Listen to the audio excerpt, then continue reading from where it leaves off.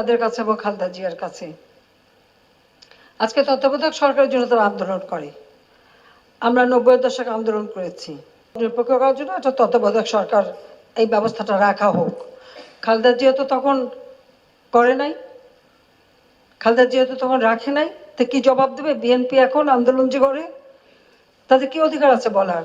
তাদের হাতে যখন সুযোগ ছিল তখন তারা তা করেনি। আমরা তো সমর্থন দিতে চেয়েছিলাম, তা আমরা এটা নিয়ে অনেকবার কথাও বলেছি। তখন খালেদা জিয়া কি বক্তৃতা দিয়েছিল আমি প্রশ্ন করি। আমাদের বিএনপির যে নেতা সারাদিন 3-4 জন মাইক লাগায় কথা বলে যাচ্ছে, তাদেরকে প্রশ্ন, তখন খালেদা জিয়া বলেছিল পাগলা শিশু ছাড়া কেউ নিরপেক্ষ নাই।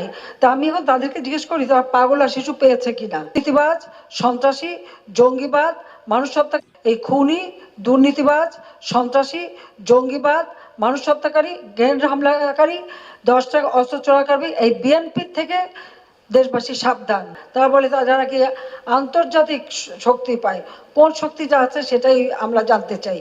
কোনো শক্তি নাই তাদের সাথে, লুটেরাদের সাথে কেউ থাকে।